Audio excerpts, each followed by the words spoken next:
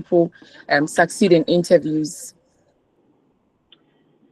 So there are times you conduct interviews, okay? You find this candidate with a fantastic CV, great physical outlook, speaks good English, let me put it that way, but he can't answer questions, or he doesn't Okay. have confidence, or he didn't prepare well, and it's Mhm. painful. My pain and the last straw, now straw is raining, so let me also say something. My Of last course. straw to have this passion was when I recommended a friend for a role where I knew that she was really qualified for it. She had all the credentials she needed for the job. So I knew she would get the job. The interview for me would just be a breeze through. And I was on the panel. Then Okay. this friend came. First of all, she was late. Secondly, she wasn't well dressed. The Mhm. final thing was that she was giving us gapoha. You know gapoha, halitosis. Oh, serious. And yes, and it was afternoon, okay. And so these are people who had just finished having lunch. They are in their joyous selves, thinking that this is going to be a very great interview. They've had two candidates already, and they had so much prospect for this person, and they are hoping that this person will be the one. And she does this to us, okay. And that was when I realized that the CV is not enough. Most candidates forget that the CV gets you shortlisted. It is not what gives you the job. It is part of what gives you the job. But the interview has greater power. And these days, the interview, I would say, carries like 70% because people are now realizing that there are people like myself who can draft your CV for you. There are now ChatGPT, DeepSeek are also helping.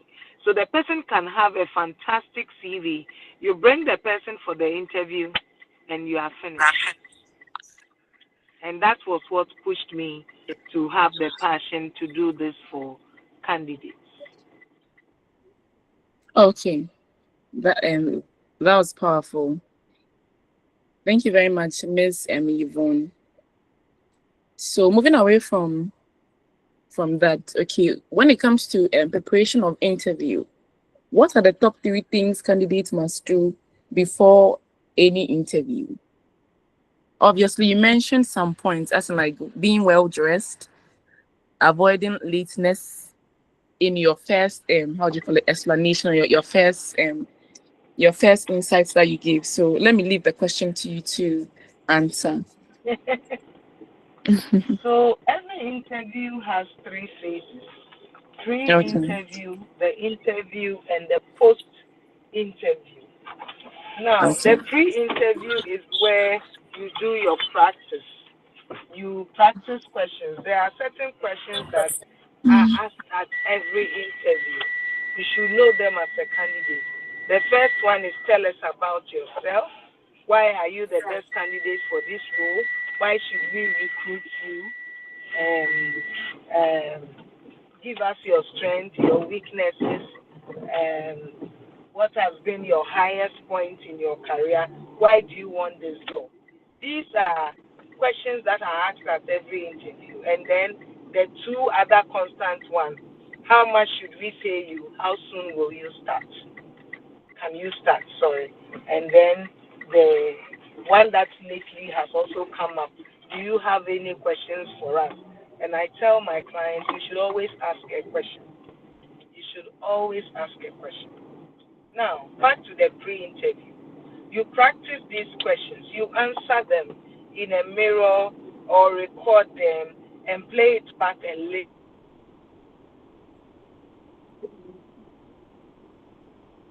to yourself. This is also where you put your attacks together. What are you going to do? Where are formal procedures? It's a formal event. So even if you are going to work with a mining company where you always be in that their blue and yellow overall, you can't attend the interview in an overall. You need to be formal. If you don't know what to wear, go to their website. What are the people in their pictures wearing? I'm not talking about the staff group pictures. I'm talking about the executives. When you go to the leadership or management team sites on their website, what are they wearing? Mimic that. And I also advise candidates that try to reflect the company to the company. So this you do by using their colors. So if the interview is at Fidelity, for example, there should be orange around you somewhere. If you are a lady, I would advise you to have the orange as your inner or a brooch. If you are a man, your tie should be orange. Give them a sense of themselves for them to know that you are ready to come on board. If it is data bank, green must be around you. MTN, yellow must be somewhere. Telecel, red must be somewhere. Okay.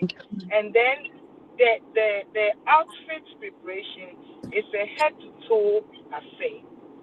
Don't only concentrate on the dress. How is your hair looking like? Because it's a formal event, you can't go there with your blonde hair. You are not a white person. You can't go there with your rasta flowing beyond your buttocks. You can't go there with your spikes and your facial hair all over, except where you are going to a creative industry.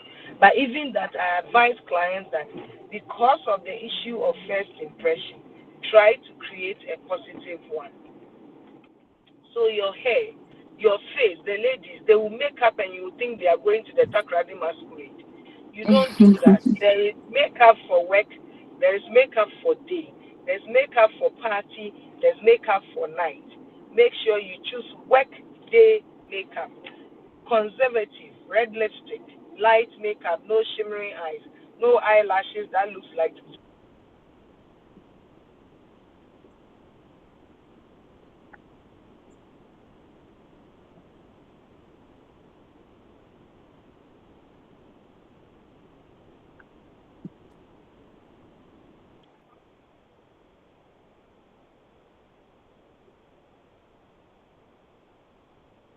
in the ear.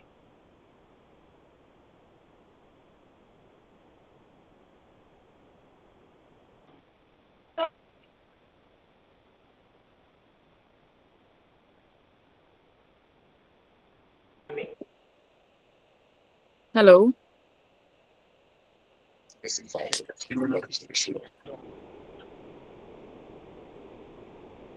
Miss Yvonne.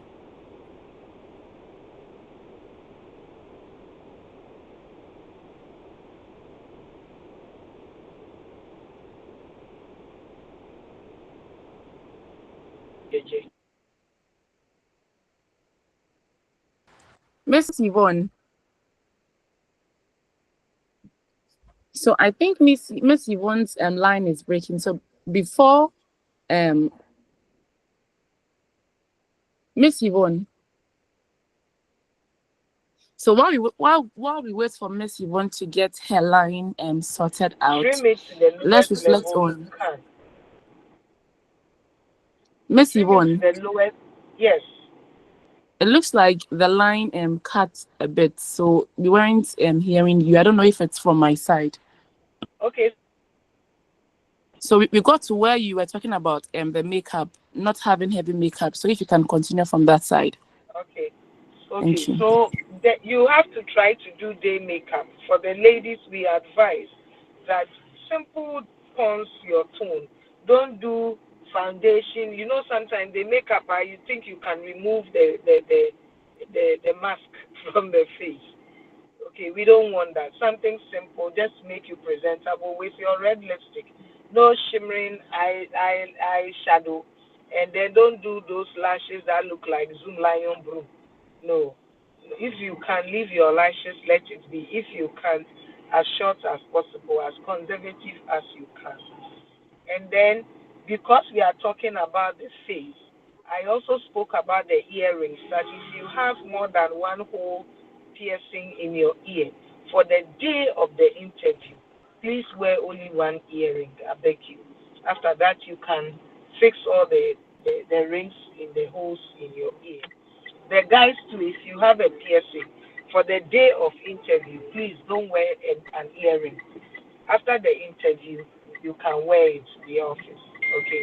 And then for the face also, I talked about the mouth odor, the halitosis. Sometimes it's not because your mouth smells, but when you keep quiet for a long time, sometimes it can become stale and smell funny. So once you get there, I use TikTok. It does a lot. I always have it in my bag. So as soon as you get to the site for the interview and you settle, ask them to use the washroom. Go and check yourself, clean yourself, polish up. Put one TikTok in your mouth, chew it quickly. Use your tongue to rub inside your mouth to make the scent smell. And then you come back and sit. Another trick too is that if there are other candidates there, chat so that you put the mouth in motion and it doesn't smell. Talk to them. Hello, I'm Yvonne. It's nice to meet you. No matter what, only one person will be selected. But the world is a small place. You don't know where you will meet who again. So it's also nice to make friends with these people you meet there. Then the guys, if you can, you have beards and mustache. If you can, go with Sakura face. But if you cannot because you spend so much time and money to grow your bearded gum, trim it and make it as nice as possible. Your hair too should be trimmed. If you have spiked it, comb it out, trim it a bit. After that, you can always spike it back. No coloring of the hair and all that. Then we come to the issue of body odor, the armpit. If you don't use deodorant, you will smell. If you don't use the right deodorant, you will smell. Okay, and for the guys, it's not just the armpit. The down there can also give you away. So you work on neat boxes and everything just for that day. Then we come to the issue of dress for the women, especially. It shouldn't be too tight. It shouldn't be too short. You are not going to a place to go and show body. You are going to look for a job. The way you dress sends a better message about who you are than the way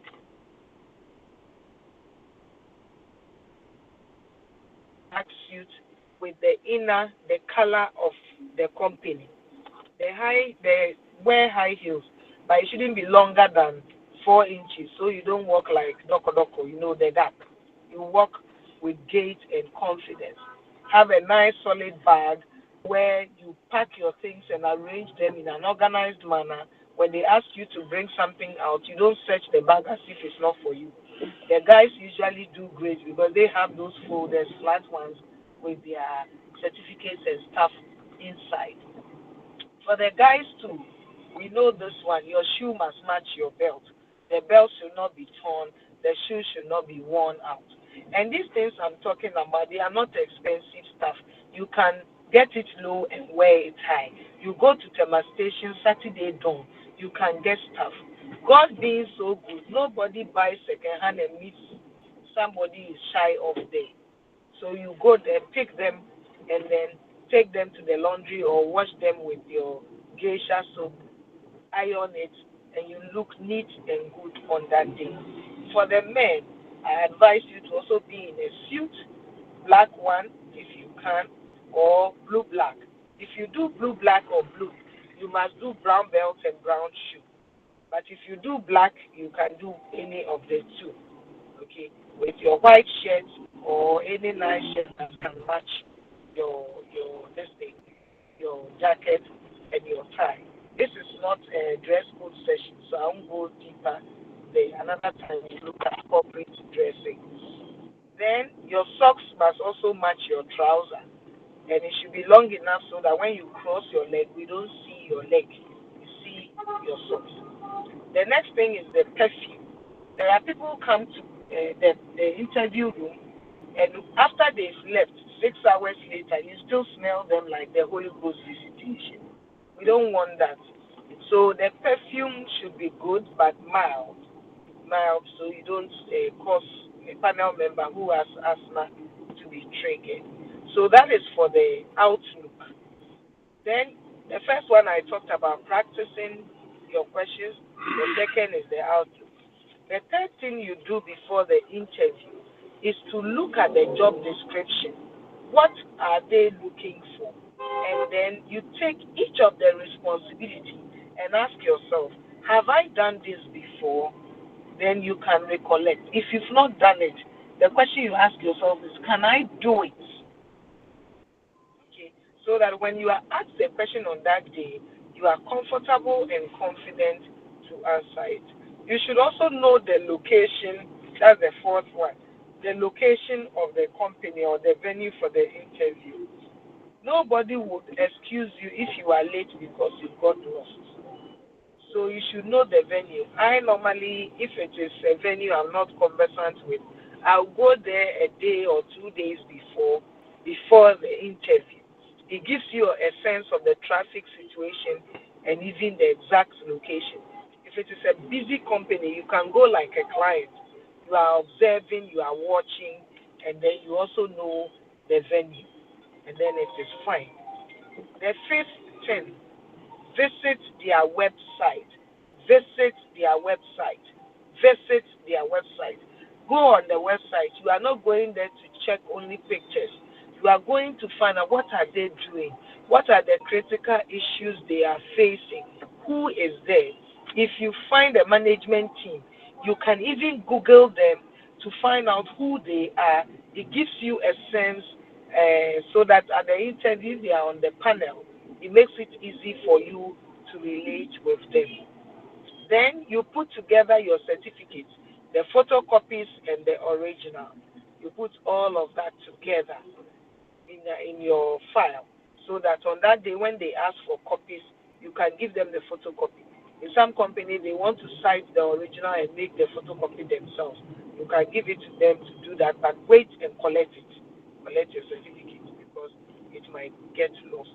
You have your Ghana card also ready, and then you add prayer to it.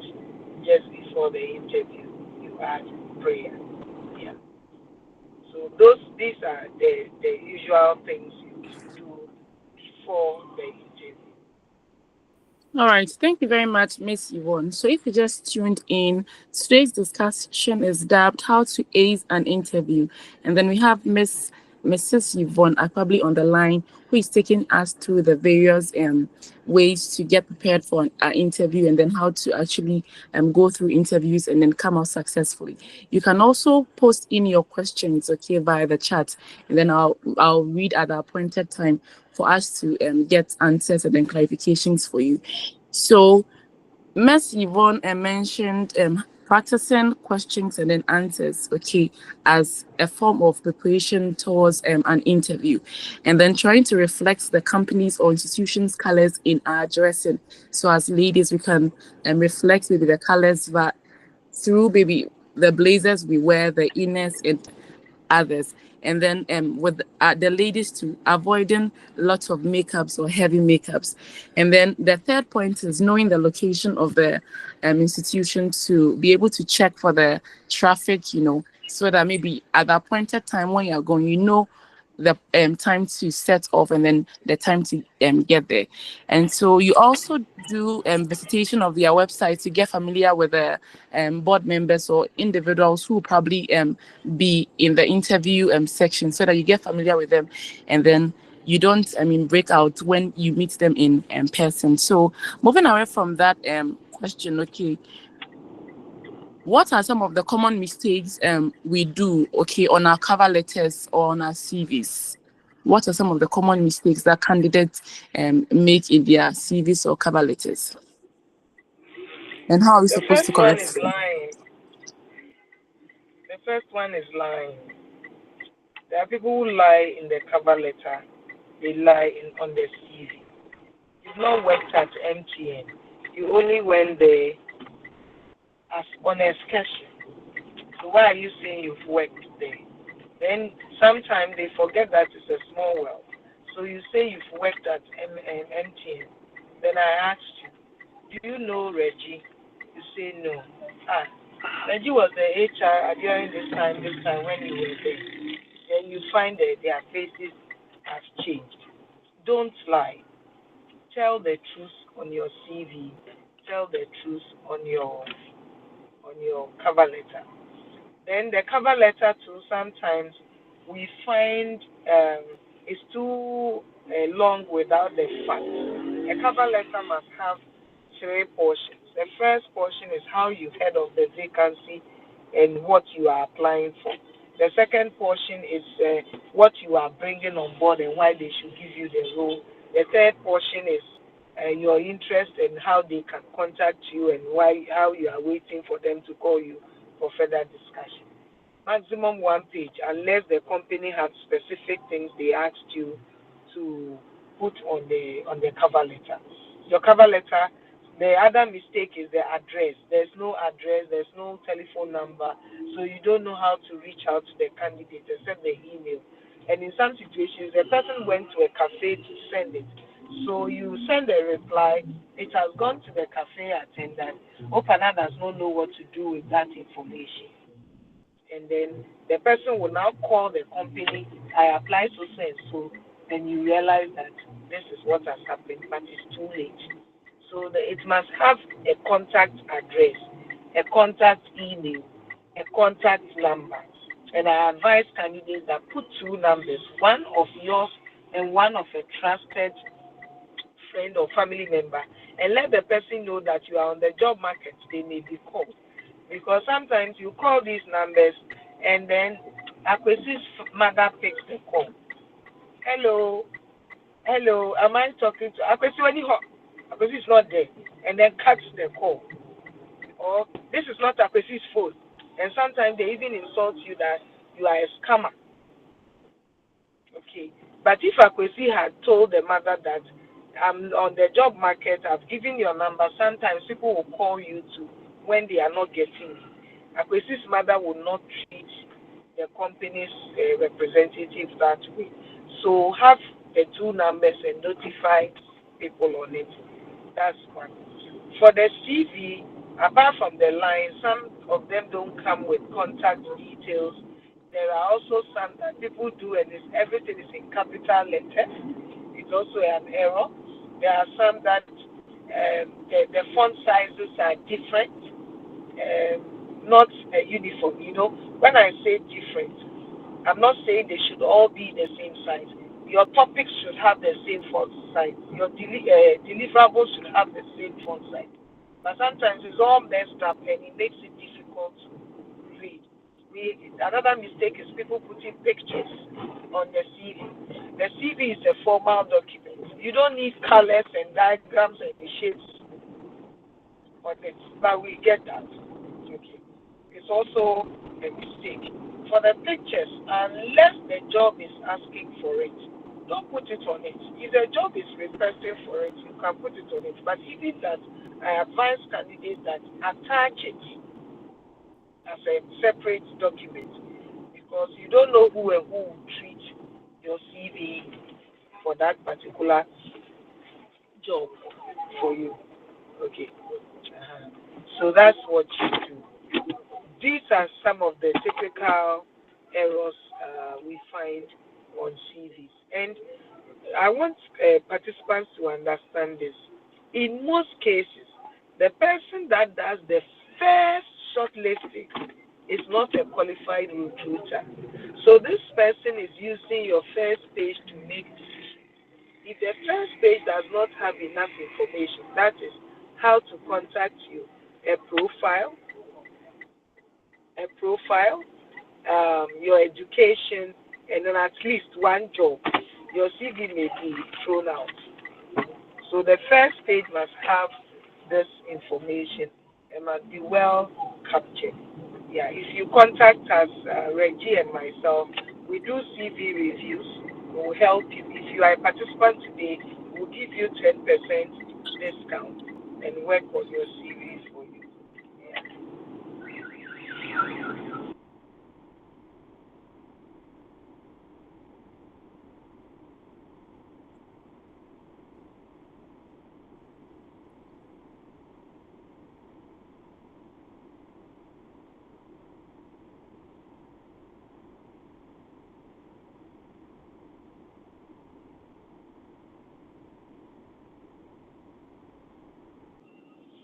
Hello, are you there? Yes, please.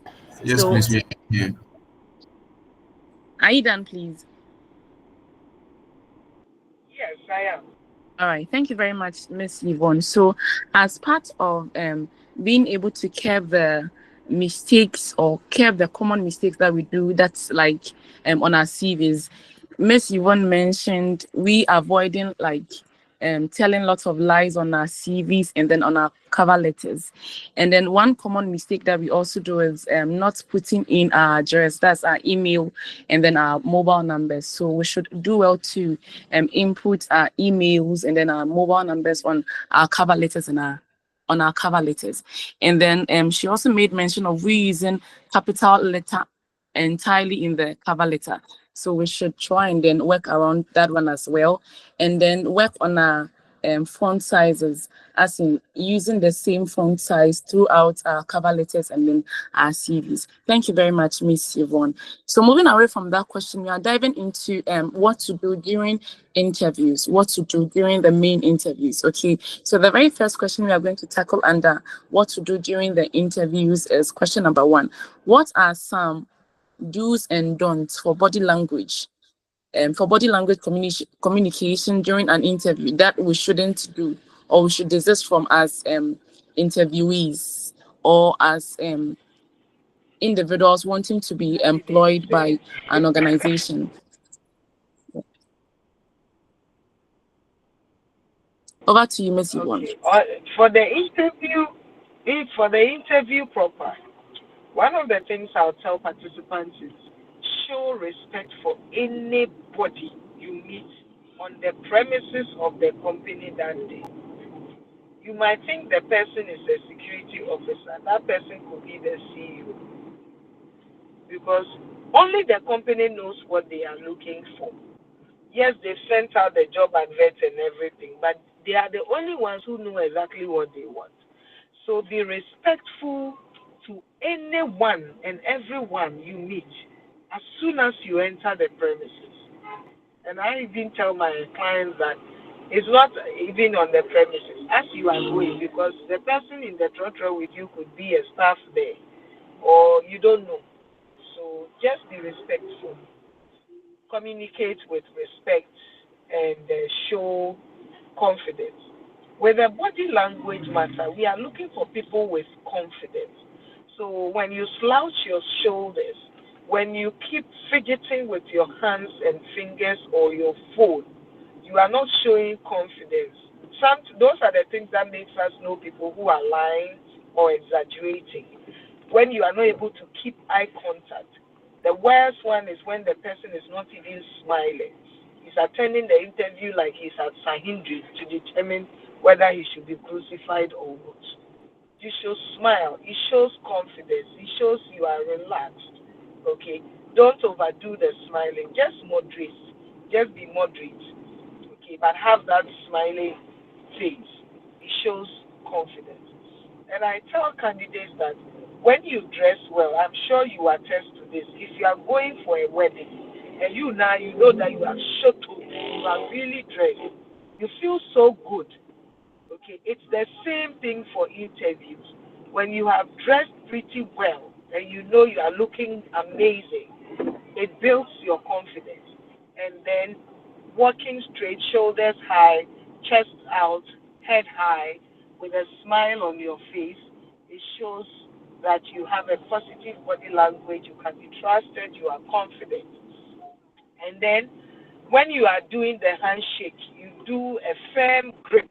As you are greeting, you are shaking, there's a smile on your face, you are giving eye contact. It also shows confidence. And there are people too, when they enter the interview room, they sit before they are asked to sit. Be polite. You have to be polite. Courtesy for boys and girls. Once you enter, wait for them to tell you to sit. If there is water on your table, don't assume it is yours.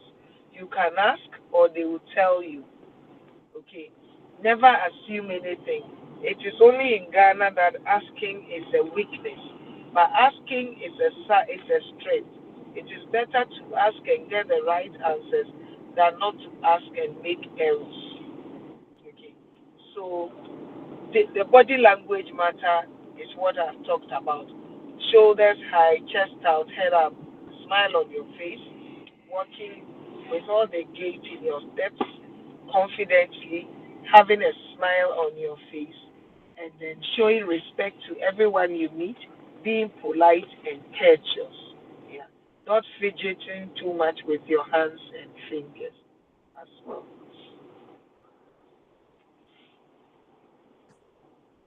All right. Thank you very much, Miss Yvonne. That was very insightful. So moving away from that to the next question. How can candidates effectively answer the famous question that is tell me about yourself? How should candidates effectively answer these questions or this particular question? So you are okay. You are there for a job interview. Okay. And that is why they want you to tell them about yourself. It is not a marriage proposal for you to talk about your family that you have sickle cell and your father has diabetes. No. They want to know you as far as your career is concerned. And this means that you should have read the job description and know what they are looking for. You talk about yourself as far as your job is concerned. You don't talk about your village, your family. No. You talk about your jobs and school. So, first and foremost, you mention your name. My name is Yvonne Redu Akpabli. Then you tell us your years of experience. I am an HR practitioner with over 18 years experience in human resource management. Then you tell us the achievements. And this one, if you've worked in 3 places, you can mention all. But if you have more places you've worked, mention just the 3. So my name is Yvonne Redu Akpabli. I'm an HR practitioner with over 18 years experience in HR. I've worked in company A where I drove people's strategy to achieve this percentage in business results. And then I moved to B where I did ABC. Currently, you must mention that I am with company C where I'm the head of HR and I have done ABC. Talk results. Don't talk what you are doing. You give results. And then you talk about why you want this job, what you bring on board, and then finish off with something interesting to release the tension. Okay. So let me rephrase one again. My name is Yvonne Redu Akpabli. I'm an HR with over 18 years experience. I've worked for company A where I brought in 44, whatever. Company B as this where I brought in 55, whatever. Currently, I'm with company C as so and so where I have done ABCD. I'm interested in this position because I see it as an upward movement for me because I have my career plan. I have a career plan where my next level is to work in a company that does ABC and at so and so position, which exactly fits what you advertised. I am a mother and I love anything cooked with corn. You end it like that. Sometimes you can end with your hobby if it is an interesting one that is related to the job. Okay. If you Google the company very well, you went on their website, you will know whether you should bring in religion or not. You will know what you should talk about there. Yes.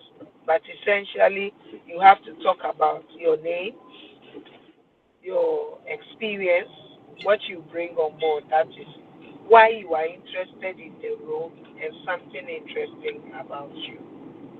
Okay.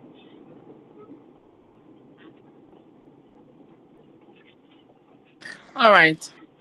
Thank you very much, Miss Yvonne. That was a powerful one out there. So moving on to the next segment, we're actually going to look into virtual interviews. What are some of the key things candidates often overlook when preparing for online interviews? What are some of the things candidates overlook when preparing for online interviews? So online interviews are just like face-to-face interviews. The only difference is that it's happening through a digital media. You get candidates forgetting about how to dress up. And I tell candidates, don't wear the suit and over pajamas or over boxer shorts or over your nightgown. Dress as if it's a face-to-face. It has a psychological impact on your delivery. Even when you wear perfume and high heels, you will see that your performance at the virtual interview is much, much, much better. And then also your background. It's a video, so your background must look professional. If you can have a library setting where there will be books at your background, beautiful. If you cannot, plain background is fine. Get your mother's white bedsheet. Use drying line pegs to peg it so that your back is white, plain and beautiful. If you have sophisticated gadgets that can give you a blurred background, don't go for those backgrounds that will make your ears get missing when you turn. No, we want to see your face and your ears. So that is what you should look at. Okay. And then you also be hearing house noise, children fighting, mother shouting, dogs barking, goats bleating, cocks crowing is out of it. Then as you are doing the interview now, the network will drop. Then you say, sorry, network, no room for it. There's no room for it at all. So you have to make sure your network is amazing. Your network is amazing and on point.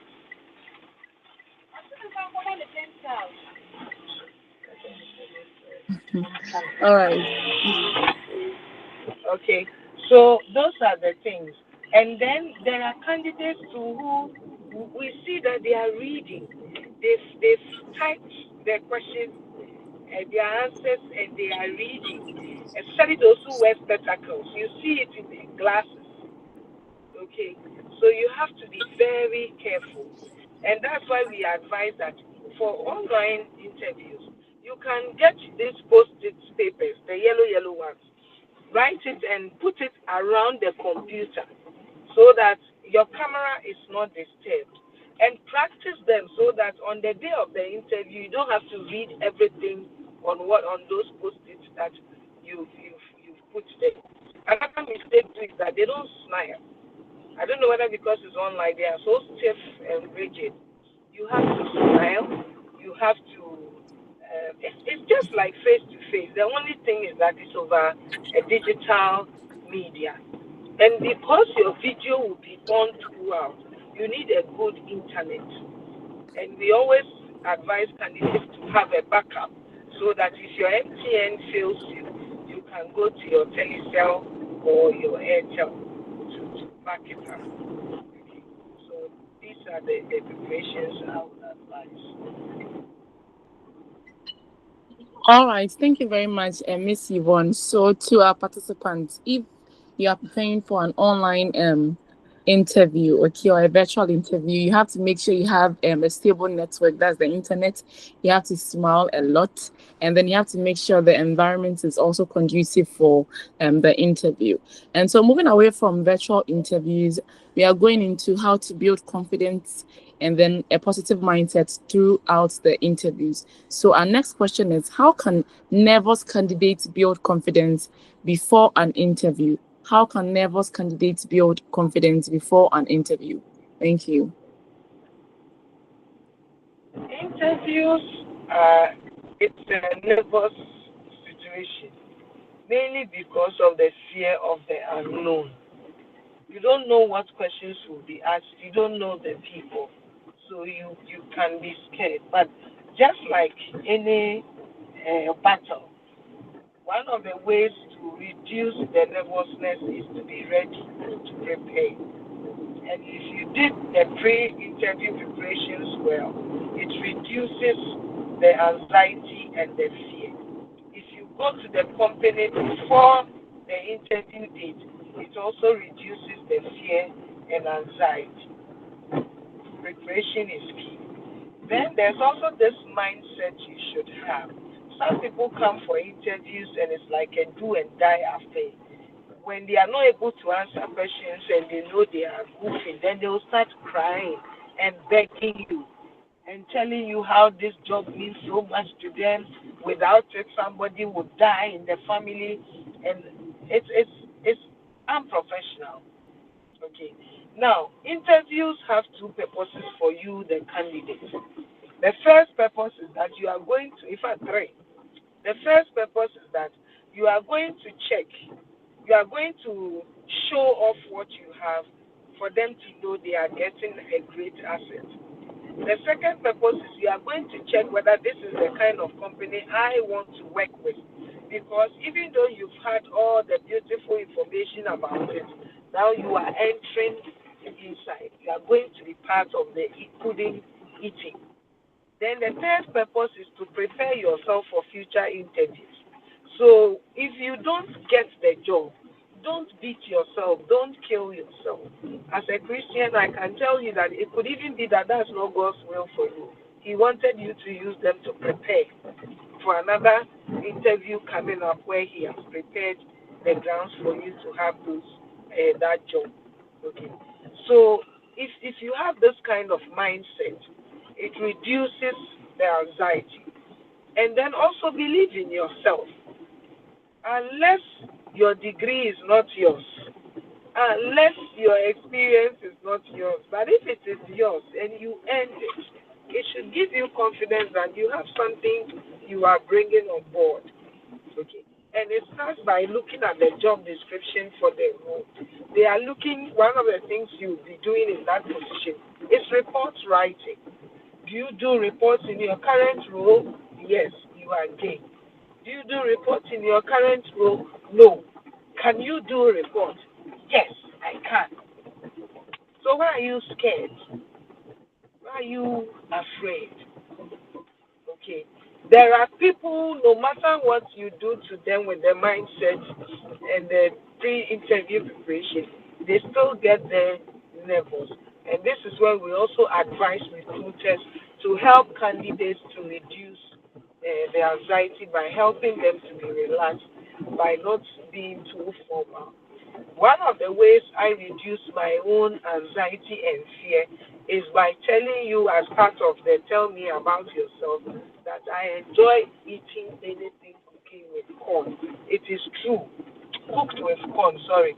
It is true, but it always gets them asking, oh, so you like kenke, you like akple, you like this. Sometimes it delves into, is that why you are married to an airway? And then we chat, and then my tension comes down, my pressure comes down, my anxiety comes down, I'm relaxed and we move.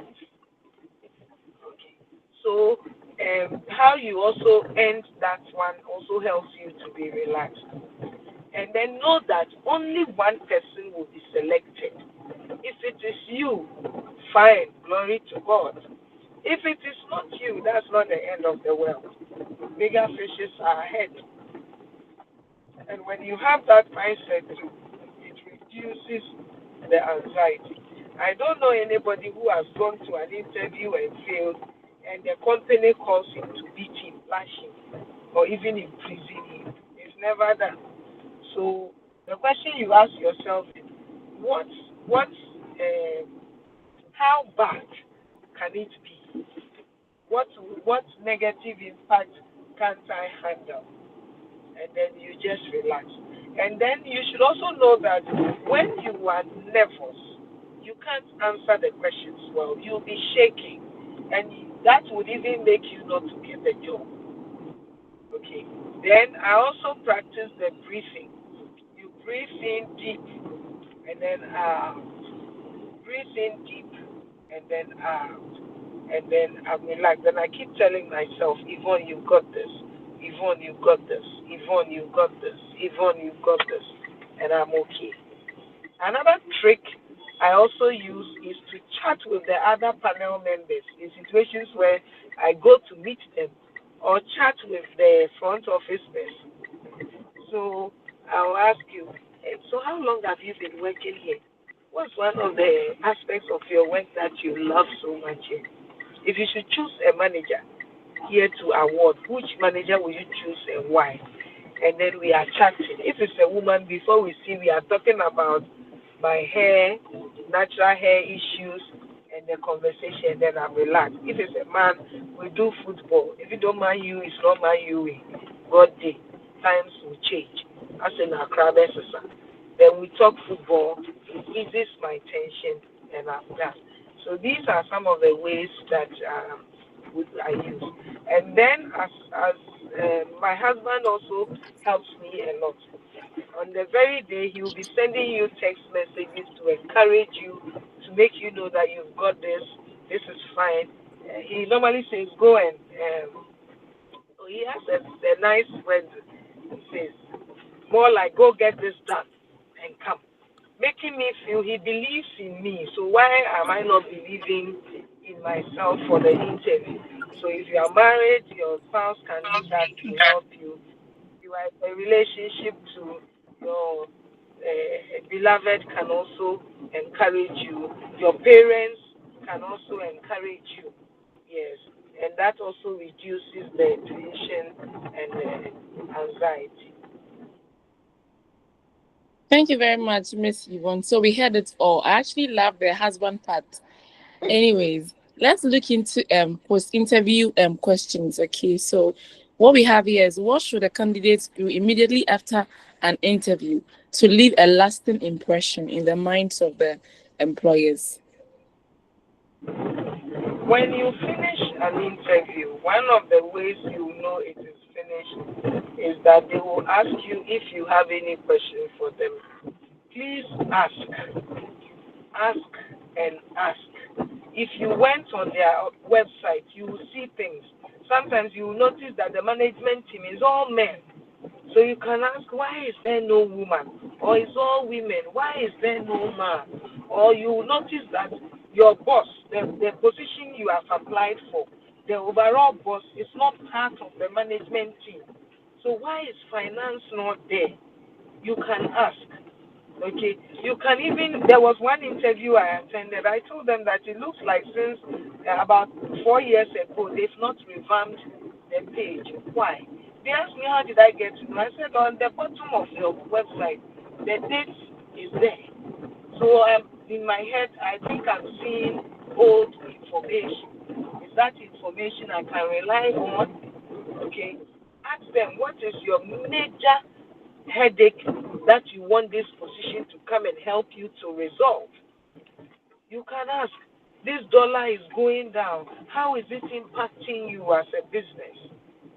Okay, you can ask so many questions, and thankfully, if you go on ChatGPT, it will give you 1,001. Then you choose one relevant one for it. Always ask.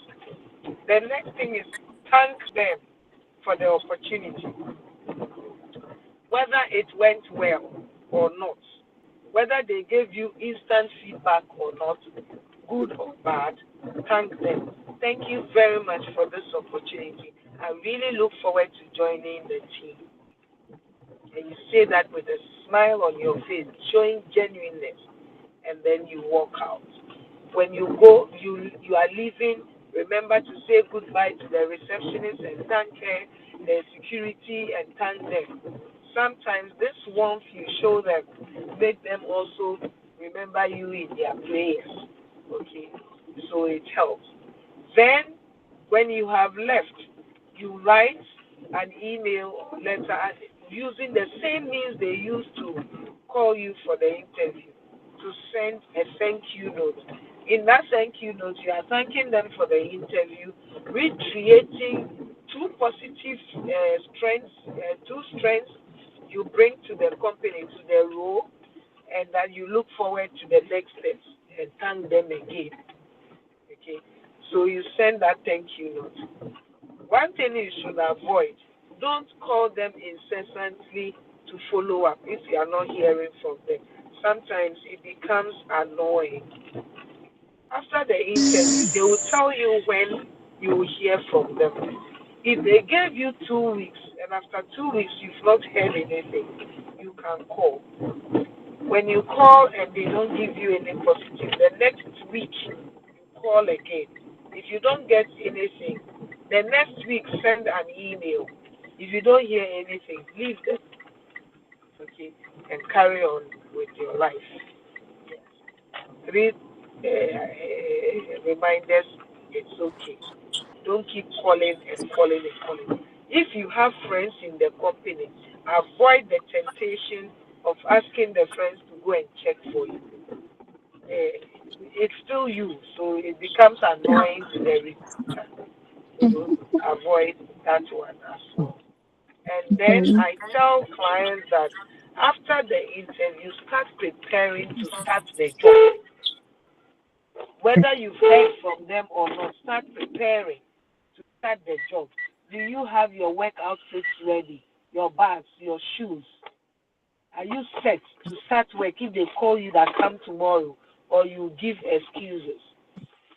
This also means that in your place of work, if you are already working, don't burn bridges because you have gone for interview and it looks like you will get it. The trick is that when you plan to leave a company, that is when you give your best. That is when you come to work on time. Okay? So by 8, you are seated and you are working. You are delivering so well, no excuses anywhere. And then you dress to work as if you are going for interview every day, so that the day they call you for interview, your colleagues will not catch you that you have gone for interview. And then, so when the company calls you that you've been successful, you should start on this. You don't give excuses or anything. You are ready and you start beautifully. Beautifully. So this is what I would. All right, thank you very much, Miss Yvonne. So, talking about we waiting for the organizations to give us a feedback before we move on. What if the feedback is a rejection? How do we sorry about that.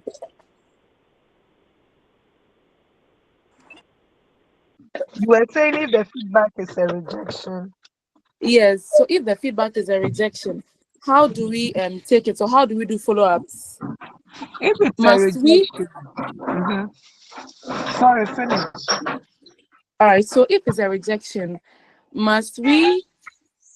Is it okay to follow up to find out why we've been rejected? Sorry about that. Yes, oh, it's fine. Occupational health. It's not an online interview. So the lady can try. Yes. So when you have a rejection, one of the things you should do is to find out the why. And find out the why with an attitude, a humility attitude. Some people are asking you why, and it's like they know they were supposed to be picked. So why didn't you pick them? That's not what you do. You are following up to find out why they didn't pick you, so you improve yourself for the next opportunities that will come your way. So when you call you and when they call and they tell you we are sorry we couldn't pick you and we are sorry we couldn't pick you, blah blah blah blah blah, you thank them. Thank you very much for this information. I was really looking forward to working with you. I'm sure you've selected the person that is most suitable for the company. Is it possible to share with me what I didn't do well or the main reason why you didn't pick me so that I can work on it for my future job interviews? Then they will give you. Sometimes they won't give you because they are scared. So if you have the number, you can call them at another time. Oh, hello, Hannah. You called me on Tuesday to inform me that I wasn't successful for the HR manager role I applied for. I'm very grateful for the feedback, but this one is between you and I, sister. Can you give me the real reason so that I work on it for myself for the future? And you will get information. You thank them for that and you work on it. Because sometimes they will just be general. We've been educating HRs to be specific, but still they are still general. So you may have to call them informally or send them a WhatsApp to asking them for help to tell you why they did not pick you. And because it's feedback, when they give it to you, don't challenge or justify. For example, they will tell you that we wanted somebody who is very good with Excel. You didn't come across like that. Oh, yeah, I know Excel. Oh, you didn't check page 2 of my CV. I have done Excel, this Excel, that. No, don't do that. When they tell you they didn't think, you say, oh, okay, thank you very much for this feedback. I'll work on it. That's it. Because for me, when they tell me something I already have, I just realize that they didn't pay attention to detail, or there was something else they wanted that they didn't see. Yes, like I told you, only the company knows what they are looking for. And so if you've done your bit and they didn't select you, you just ask for feedback, and so that you work on yourself for your next opportunities. Mhm. And let me give an example here. There was this juicy offer with Enterprise some time back. I went for the interview. I thought I had really prepared. I answered the questions very well and all, but I didn't get the job. So I went back to the HR, physically to their office, to go and ask why. And the feedback I got has helped me a lot. In fact, it is what made me go and learn about corporate dressing, professionalism, and all those things. We went to do a course in there. So some of the things they saw was that I was too plain, I was too simple, I didn't show um, practical hands-on experience with what I said I could do. And I didn't come across as a strong candidate that can handle their staff, not for the work, but for the emotional relationship side, because these are people who are endowed, who feel entitled. And this is Yvonne Mobomobo coming on board. And can she really handle these people? Okay, so when she told me, I was very grateful. And I asked her, what should I do? And she said, first of all, work on your outlook. So from that office that afternoon, I went straight to FC at Ring Road. I went there for consultation. They showed me what to do, how to do my makeup and all of that. I changed my wardrobe, um, my shoes. Those days I used to wear those shoes that the nurses wear with those block heels. I started doing normal high heels and pencil heels. I changed my office bags. They look like weighing bags. I changed them to correct leather bags, started doing makeup. Yes, and then in the NGO you can have one hairstyle for 6 months. I changed that one too. So, and the outlook, me myself, I realized I started feeling very confident. I started feeling good about myself. Invested in one good perfume. I still use it up to now. And that's how it is. So the feedback is very helpful. You should go back for it. And like I'm saying, when they tell you, don't explain, don't justify, don't challenge. Feedback is a gift. Thank them, accept it, and work on it for yourself. Yeah.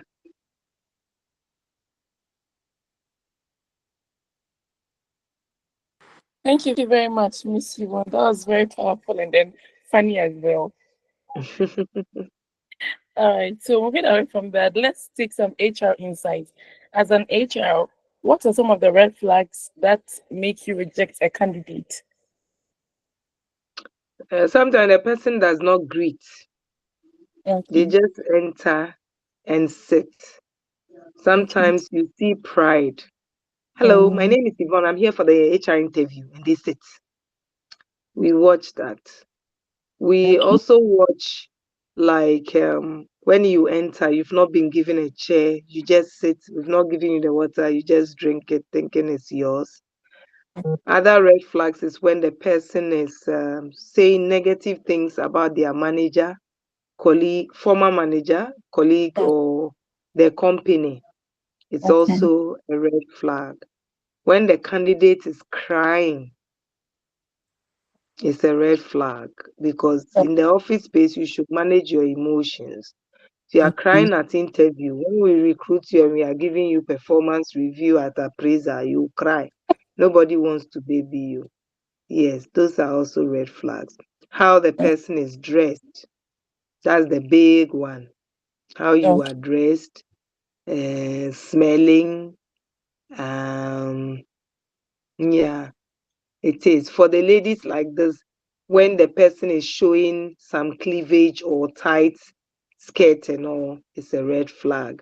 The guys too, when you are giving the third leg or the shirt that is so tight that when you smile, your button will come off because you have some biceps and triceps you want to show. That one too is a red flag.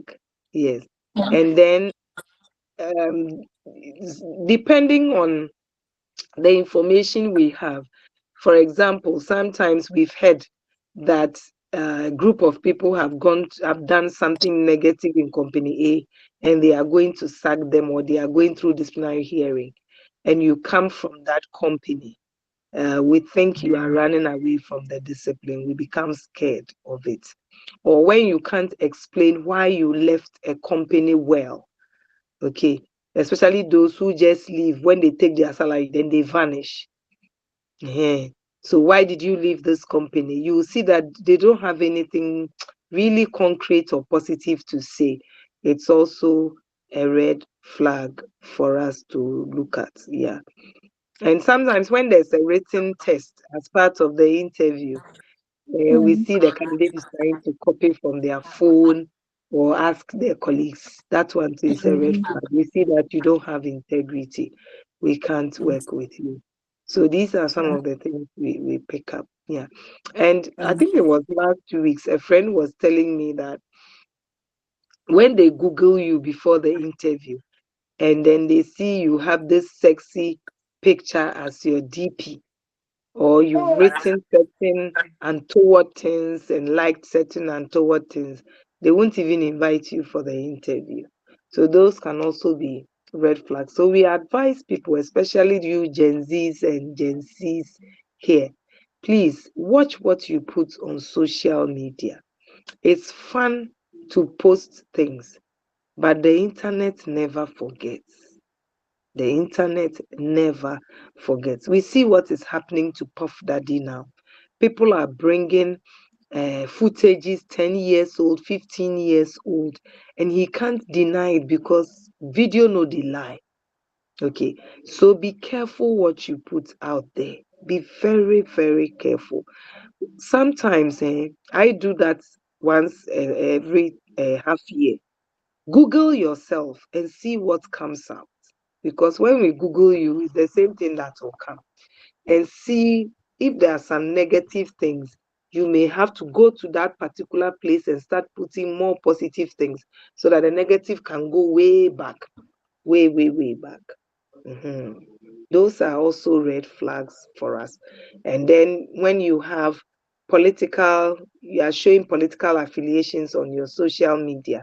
Everybody knows you are NPP, everybody knows you are NDC, or you are following Bidiakon. You have to be careful. We all are part of one party or another. If not permanent members, we sway depending on the year of the election. But you don't show it through your social media. If you are a career person, it can damage you.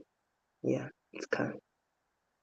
And then the last one is when the person can't speak English well, especially the graduates. For me, I won't even bring you on board unless you are going to a department where you'll be fixing cars.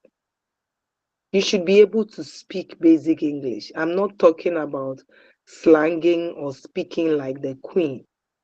When you are mixing haves and has and pronouncing Ebenezer as Ebenazi, I can't bring you on board. I cannot. I cannot. And then some candidates will tell you, Madam, how would you handle my clients and my other staff if you want me to translate in Twi for you? And at the interview, I have to be a lady, so I'll do that for you. But that's your end. You won't come back. You won't come back. And then when the interview is over too, when you don't say thank you, this may not be too much of a red flag, but where we have a tie, let's say AB and Sule are both on the same level, they both scored the same points, and I have to pick one. I'll use those small things to pick one. That, oh, when he was leaving, he greeted. When he was leaving, he thanked us. When he did this, he did that. And then we give the job to that person. Because attitude is everything now. Attitude is, yeah. Thank you very much. And to our if there's anyone among us who have who has a question about whatever it is you've discussed here, you can as well put in your question via the chat, and then it will be read for an answer. And then while we wait for our participants to share in their questions, that's if they have, we are going to take some bonuses. Okay, so over to you, Miss Yvonne. I would want you to tell us, what one piece of advice would you wish every job seeker knew?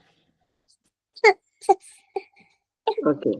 As a job seeker, you should know that the CV gets you shortlisted. So it must be in such a way that the recruiter cannot ignore it. The CV gets you shortlisted for the interview. Okay. And then whether with the interview itself, it is not a do or die, but it's a formal event. So you appear formal. And this is even worse when the person has been recommended internally, like that, my friend. Or it's an internal interview. It's in the same company you work in. So you think they know you already. They understand you already. And then you don't treat it as formal. You miss the opportunity.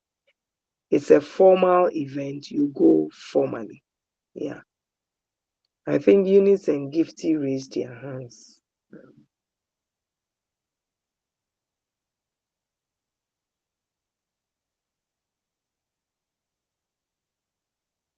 Okay. All right. So thank you very much, Miss Yvonne. We'll take the very last question while we wait for our participants to share in their questions. So do you have a short success story of someone who transformed their interview approach and got the job? Do you have any success story of that sort to share with us? Yeah. There was once a candidate, this was in my data bank days. He came in for a sales role, customer service actually. And it wasn't good. He was late. He said he missed his way. He thought data bank was at National Theatre, all sort of excuses. Sweating because I'm sure he ran from there to the office. Couldn't really answer the questions well. Couldn't even understand, share his understanding of what asset management was. And so after the interview, and when we called him to give him the feedback that he wasn't successful, he came to the office. And that day, I remember he insisted on seeing the HR. And he sat there for a long time. I felt uncomfortable. I had to go and meet him. Then he asked me, what should I do? He came with a notepad and a pen and listed all the things down. We had another opportunity to recruit for customer service. This time he had put his CV in order, and so he was shortlisted again. He came to the interview, and it was his name that made me remember that, you've been here before. And he said yes. He came for a job interview for so and so this time, but he couldn't make it. And he had some feedback he has worked on, blah, blah, blah. I mean, if the first one he scored 10 over 100, this time he scored 95 over 100. He came out tops. He's still there. I was there 2 weeks ago. The guy is still there doing amazing things in the company. So when we use these tips, it helps. It helps. These are tried and tested tips. I'm sure Reggie wouldn't have called me here if he didn't believe that these are tips that help. It does. You see, for the recruiter, interviews can be boring and draining. Okay. So when the candidate comes and he's not fun, he's not answering the questions, he's looking all blank, it just makes it worse. But the candidate comes is very positive, full of energy. Hello, good afternoon, everybody. I'm excited to be here this morning. I just can't wait to join your team. Then, may I sit? Then you sit down and he's there smiling. Then they start, my name is this, my name is that. Please tell us about yourself. Thank you for the opportunity. My name is Yvonne Reid Wakpabli. I am this. Then the whole place is lit. People want more from you.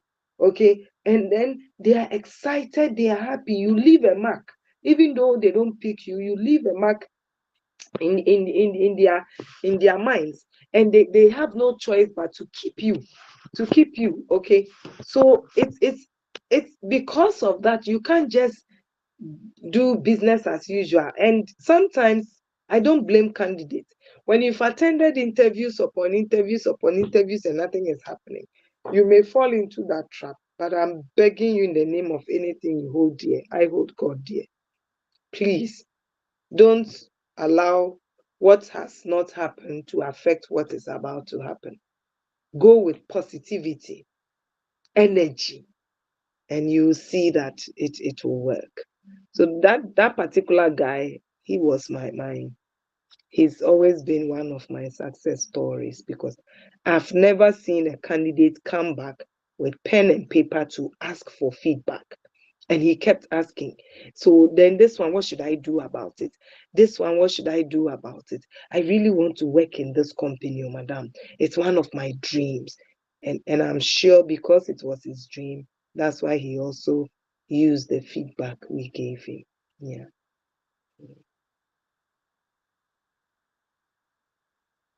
Thank you very much, Miss Yvonne. That was very, very powerful success story out there. I can see Wilma's hands raised. Wilma, over to you. What's the question? Let's hear you out. Okay.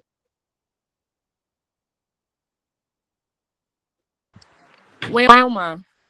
All right. So if Wilma isn't ready with her question, let's hear Sule out. Over to you, Honorable Sule. Right. Thank you. Please, am I heard? Yes, I can hear Yes, you. Sule. Okay. Thank you so much for such a wonderful presentation. I think we have Thank learned you. from this, and if we are going to put it in practice, it will go a long way to help us. My Mm. question is, how do we answer this famous question? What is your salary expectation as a fresher? And then the next question that I would like you to address is we are in a technological world where most of the companies uses maybe applications or let's say softwares to shortlist or screen CVs to shortlist applicants for interviews. How do we structure our CV to meet those kind of ATS applications? And then what will be your advice on we using AI to write our cover letters and then CVs as well? Thank you. Great. So let me tackle the first question. When they ask you, what is your salary expectation, you should have done some research. Now, every company and how they pay. And this is where, please, as friends here, if I ask you that in your company, how much do they pay such a role, and you know it, you can tell me, not the specific, maybe they pay 4-5, you can tell me that, oh, it ranges from 4,000 to 6,000. Ghanaians are so tight-lipped when it comes to salaries. I don't know whether if you say it, they will collect it from you. So let's help each other here. Now, if you've done that research, you have some information. But even if you don't have, you can ask other HR people to give you a sense of what that role is. If you also have it in your current place of work, it can give you an idea. And this is industry by industry. When you take somebody working in the extractives, I'm talking about mining, oil and gas, the person may be an officer at officer level, but their pay is 8,000 something. You take somebody in another industry, let's say academia or manufacturing company, and the manager is the one taking the 8,000. Okay, you should have a sense of it. Now, when they ask you that question, the first thing you say is, I'd like to look at this with a bigger picture in mind. Apart from the salary, what else does the company offer? When you get to know the benefits, if they list a lot of the benefits, and let's say your research has told you that that industry for the role they pay 4,000, you can say that you take anything ranging from 3K to 5K. Always give a range and then add net. Don't say gross. So let's say I've been asked the question and I've asked my question. I would like to know the bigger picture. Apart from the salary, what else do you provide employees here? Then they tell you, we give provident fund, we give health, we give transport, we give accommodation, and there's opportunity for training. Okay, if you give this, then I'm going to quote between 3,000 and 6,000. But if they only mention the health or even health and only PF, then I'll go for from 4,500 to 6,500. The more benefits they have, the lower you should tone yourself with the salary, because remember, cost to company, they will combine all of it. Sometimes candidates will tell you that they are afraid if they say something higher than what is there, they won't get a job. Or if they state something lower, they won't get a job. You need to tell us how much you want to earn, because as recruiters, we want to know whether you know your worth. Do you know your worth? How much you should be paid? So worst case scenario, you can add some 500 cedis to what you are earning now and quote it. Secondly, we want to also know whether we can afford you. Every good company has a salary structure. So let's say your role on the structure is supposed to be paid a minimum of 3,000, a maximum of 10,000. If you quote 11,000, yes, it's above our maximum. But if you came out as a great candidate during the interview, we would then, have a conversation with you to determine if you will back down a bit. If you say you want 6,000, we are happy, because we know when we bring our 10,000, you will be excited. Still on this point, we get some unscrupulous HR people shortchanging employees because they quoted less than what is on the budget. But that is unethical. Every ethical HR would rather see it as a great opportunity to excite you to take the offer. Because if I'm telling you I'll take 4,000 and you give me 10K, Kai, what am I thinking of again than to just accept the offer? So you have to state it, and state it always in a range, and say is the net. Sometimes they will ask you that, what benefits won't you compromise on? And I tell my clients the two. If you are below 40, health and then provident transportation, health and transportation. If you are above 40, three of them: health, transportation, and then provident fund. Don't joke with those ones. Yeah. In some cases, if you know the company is well to do, you can add accommodation to it, accommodation supports to it. Then your question on the ATS matter. The ATS would always use the job description to put in the parameters. That is why it's important to understand the job description. Make sure keywords in the job description are in your CV. The keywords that are in the job description, you can know them, or you can slot in the job advert into ChatGPT and ask it to bring out the keywords. It will bring it out, and then you make sure you have them in your CV. Okay, and then you match it like that. The system will pick you up. Okay, the system will pick, even if it's Excel they use. If you tailor the CV according to the job description, it will pick it. It will pick it up. Yes, because that's how the ATS is structured. AI is a helping tool. AI is a helper, even though people are making it look like it is the AI that does the work.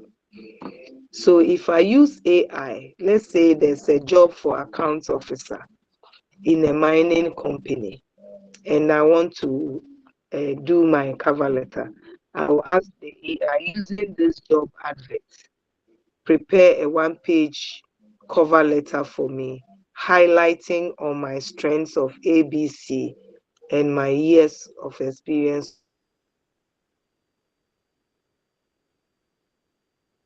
of this. Okay, and it will do it. Now you need to customize. Sometimes you have to change certain words, replace the words. If it is a word like paper, you can replace it with a sheet.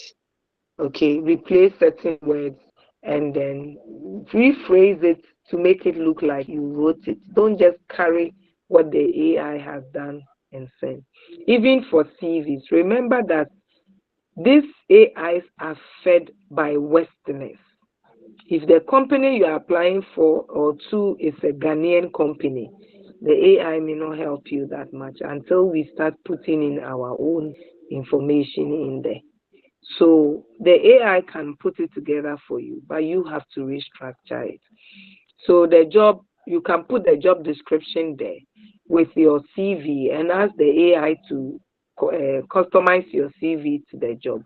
When it is done, sometimes you see that it has changed the format, it's all over the place. Then you will now have to take your time and restructure it. If you send it as it is, sometimes even the ATS will not pick it for you. Yeah. So that's what I want to share, Sule. Okay. Thank you so much. I'm grateful. You're welcome. Very welcome. So, Honorable Sule, please, are you okay now? Yes, please. I'm okay. All right, that's fine. So, over to you, Miss Vilma. Can we hear you out? Yes, hello, good evening. And Good evening. Thank you for the You're session. welcome. Thank You're you. welcome. Assuming as an HR manager, you were able to go through the interview and you passed and then you finally got a job. If you go into a new, so definitely you're in a new place of work. Company. Yeah, new company. As an HR manager, what are some of the first things you need to look at or work on to like assimilate yourself in a new culture and a new company? This is another whole webinar, but let me try and see if I can summarize. And I'll use myself because most of the places I've worked, I go in as the HR. Nobody is there to orient me or hold my hand. I would advise you to have 3 notebooks. 1 notebook for your manager. Anytime your manager calls you, you go with that notebook. You write the date, the issues discussed. When you come back to your office, you bring out the actions required from that discussion and you get it done within that week. Don't let it go to the next week. You need another notebook for managers. Anytime a manager comes to you, whatever issues they bring, you write their name, the department, and the date. The issues, when they leave you, you bring out the actions and make sure you do it that week. You have another one for staff. Anytime a staff comes to you with an issue, you write the date and their name and their department and the issues. When they leave, the actions, and you get it done within that week. Then I also do what I call a situational analysis. I develop a simple Excel where I have all the HR issues. So strategy, recruitment and selection, onboarding, training, all those things there. And I go from department to department. I'm asking them, how has it been? What has gone well? What has not gone well? And their recommendations for each of these items. And as I do these rounds, I get to know people, and you will hear stories, the good, the bad, the ugly. You don't judge. You don't, like if they tell you here, when it comes to recruitment, before we see they've brought somebody, don't do, hey, really? Why? No, you just listen quietly. And then when you finish your rounds, you put together a report that shows you the situation on the ground, the positives and the ones that have issues. And the issues, you are looking at it in the face of the law and best practice. Then you outline actions to resolve the things that are not going well. Okay. And when you intend to do it and the resources you will need. You put it together in a beautiful report and share with your manager. And then if your manager agrees that this should be done, that becomes what you now start implementing. As a new HR person, you will hear stories. Treat people from your experience and not what people have told you. The first manager who gets so close to you usually becomes your first enemy. Be careful how you open up to them. Okay. The first staff who gets close to you often becomes your first enemy. Be careful how you open up to them. One of the things I also do, I call it my prayer corner in my office. It's the same place. Once I get in and I put my stuff down, I kneel down there and commit the day into the hands of God. The workplace is another battleground. If you go with just you, you fail. In fact, there are people, even when you increase salaries, they are angry why you did that. So you have to commit yourself into the hands of a higher power. I put my life in the hands of the God of Isaac, Abraham, and Jacob, the God who gave birth to Jesus Christ. That's the God I put my hands in. Asking him for wisdom, knowledge, understanding, asking him to favor me and deliver me from mistakes and errors, asking him to give me new ideas to make my work work, and then also grace and favor to make my boss like me, so that whatever I send that is in his will, my boss will approve.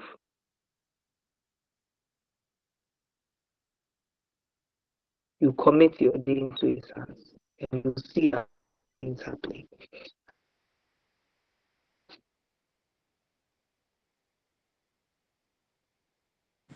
Thank you very much, Okay. Mrs. And it makes Akapi. you a success. That's what you do. Miss Wilma, please, are you okay with the answer? Yes, Yes, my that was so insightful. Thank you so much. Really appreciate it. Okay.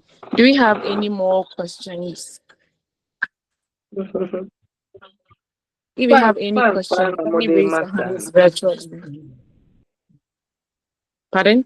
You're welcome. Okay.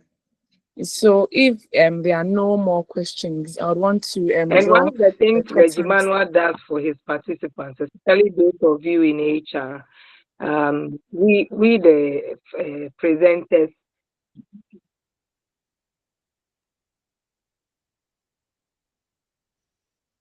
Yeah, sorry, Iram. I was saying that one of the things Reggie Manuel does for his participants is that once you participate, you become an unofficial consultant to the participants. So they start reaching out to you from time to time with issues. We don't charge. Just tell me you were part of the session, and that's it. We don't charge.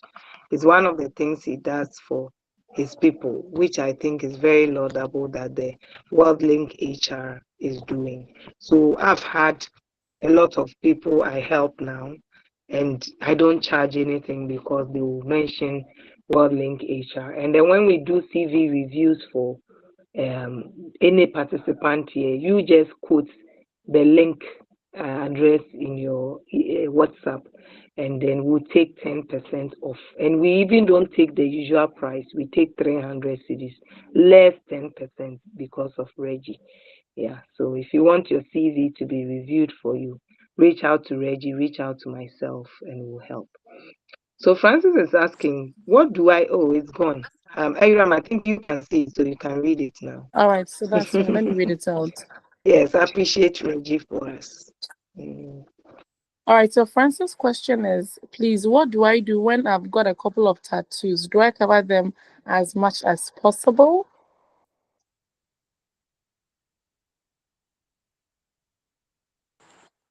Miss Yvonne, please, did you get the question? Yeah, if they are in places you can cover with a dress, like a long sleeve shirt, please do. But if you can't cover them with a dress, yes, can you hear me? Yes, please, we can hear you. Hello? Yes, please, we can hear you. Oh, come on, Tanika. We can hear you. I can hear you. Please, can you hear me now? Yes, please. Yeah. Yes. Auntie Yvonne, we can hear you. I think her network is lagging.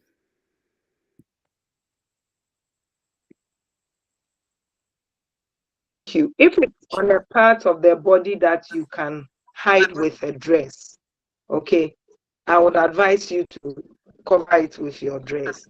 But if the dress cannot cover it, maybe you have it on your neck here like Tonto DK stars, then you have to use makeup to cover it at least for that day. And then when you get the job, you are good to go. Yes. And then thank you for this question, Francis. Some of the ladies to go to interviews with anklets. I beg you, Biko, even if it is gold from the gold board, don't wear anklets. Remove it. After the interview, you can wear it from your knee to your ankle. Nobody cares. Nobody cares. Aram, it looks like your questions are now coming. Yes, so we have another question from Marcelina. Please, how do you spot and address interview panelists who exhibit unconscious bias during interview sections?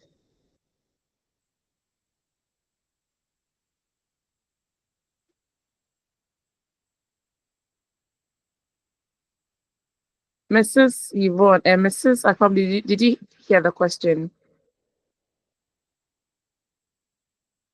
Unconscious bias. Yes, during interview sections. Oh, Aram is trailing off. I don't know whether it's my internet. Can you hear me now, please? No. Am I audible? I heard unconscious bias. I didn't hear the And rest. so let me read the question again. So please, how do you spot and address interview panelists who exhibit unconscious bias during interview sections?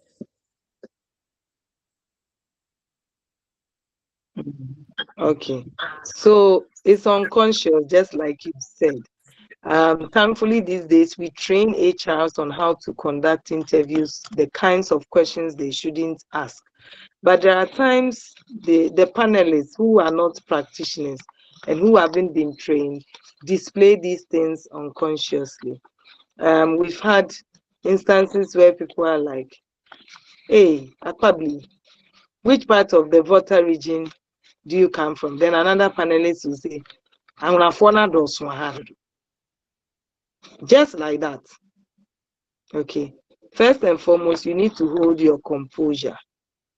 You need to have your composure. Don't let it sway you. Don't let it make you become nervous. Just relax. Tell yourself that's their opinion. I went for an interview where they told me that where I was coming from shows that I am NDC. And I asked them, are you looking for a qualified HR to lead your people agenda or a party person?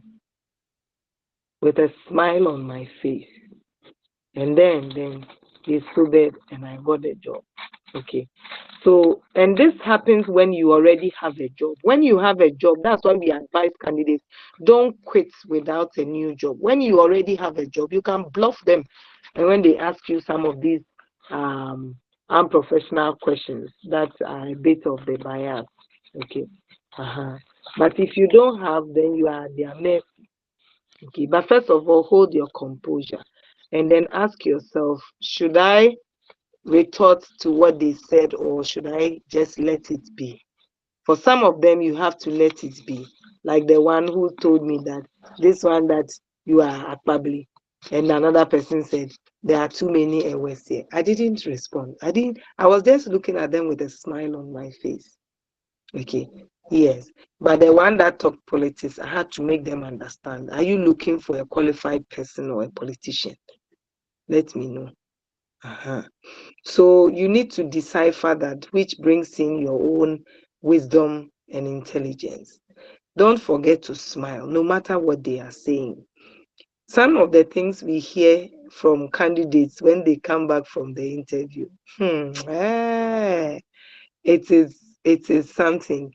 The last one that I heard that I still can't believe it is a candidate went for interview. She's quite busty on the chest. I mean, not the normal busty, like the busty pa. And then a panelist asked her, "Are these yours?" I'm like, wow. They gave her the job. If they had not, who would have sued and gotten good money for sexual harassment? Yeah, but she have got it.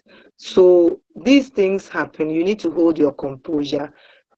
Use wisdom to determine whether you should respond or just let it slide. Okay. Now, somebody is asking that how do you let people, the managers and panel members, not to ask these questions? You have to train them. I did a training for one company like that, and you could see shock on the managers' faces that you can't ask somebody their date of birth. You can't ask them, where do you come from? Are you single? Are you married? When do you intend to marry? When are you, since you have one child, it means you'll be having another child. When do you plan? You can't ask those questions at interviews. Hey, my team, they are all dark. You seem to be a good candidate, but you too, you are dark. I want a fair colored person. Hey, you don't do that at the panel in front of the candidates. You don't. You come across as a great candidate, but I have all girls, so I need a man. Hey, are you looking for a qualified person or a man? Okay, some of it even goes into how do they call that thing?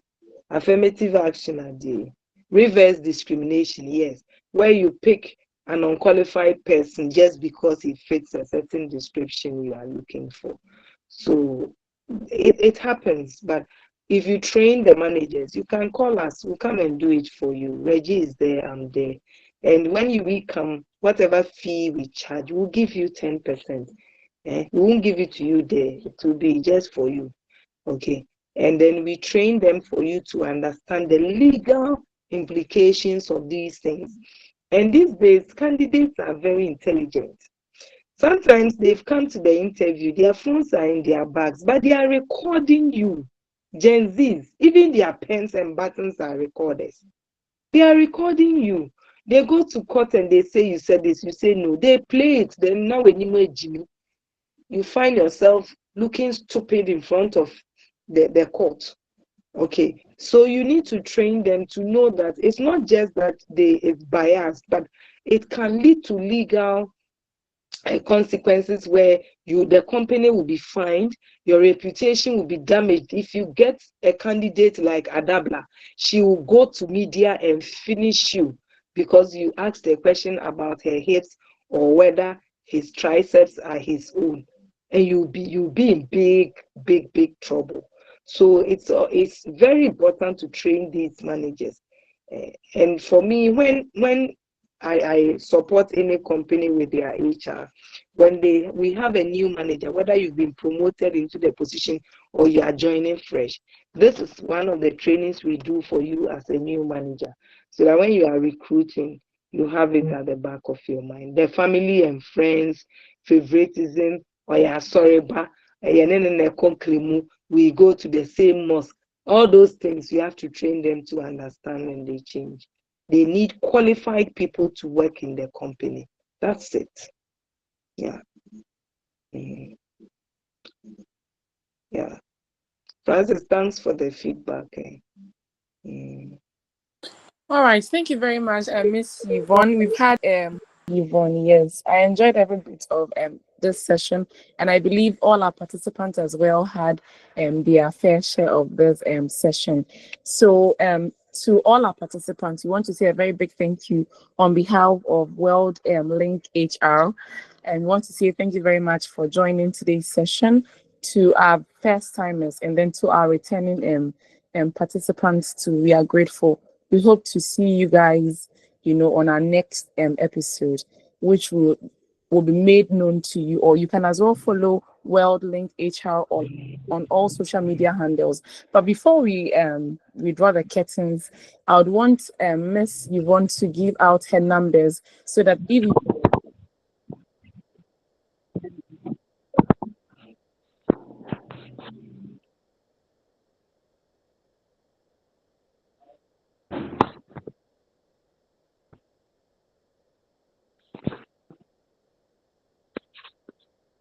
Hello. Hiram, I lost you. Hello, Miss Yvonne. Please, can you kindly share your number? I believe some may want to contact you. Secondly, the webinar is recorded, so we'll get some people to listen to it in upcoming days. So can you kindly leave your Okay. number? If I want to reach you, they can reach you. Thank you. Oh, nice. Okay. So my number is 027 984 2335. 027 984 2335. It's on WhatsApp, it's for calls, it's for everything. Yeah. And And also, Sule's Alright. hand is up Yvonne, again. Yeah, Sule. yes. My And your very social own media Sule. handles, please. please, can we hear you out? So we have H4. Yeah, my handles. You can follow H4 Factor on all the social media handles. You can also follow Ama Adiepena, Ama _ Adiepena, but that one is more personal. So there we chat on everything and anything. But H4 Factor is purely career and HR stuff. Yeah. All right. Thank you very much. Still, can you contact Emmanuel with your question? Red would help forward the question to Miss. It is not a question. Okay. Can you share the your social media handle with us so that we can follow? Because I searched it on LinkedIn, but I didn't get it. Okay. Is it Miss? The World Link. Yes. Wow. Okay. Okay, we'll share the link. That's it. So Sule, can you mention out your mobile number for Reggie to contact you and then share the link with you? Is that okay with you? That's fine. All right. So you can mention your mobile number. Reggie, please be on standby. Let's have your mobile number. Okay, 0547 05 62 57 57 77. 77. So 0547 625 777. Okay, the link is also So in the the chat World section. Link HR, it's one word. It's one word. The LinkedIn one. It's one word. I think Okay. Reggie. So don't break it up. All right. I think the link is here, so I will just follow it. All right, that's fine. Thank you. Great. Thank you all for joining. My name once again is Gina Ayoram Jakrasu. I had a very good time and I hope you all did as well. Until our next episode, Yeah, we do. each and every one of us. Good And have night. Thank weekend. you. Bye.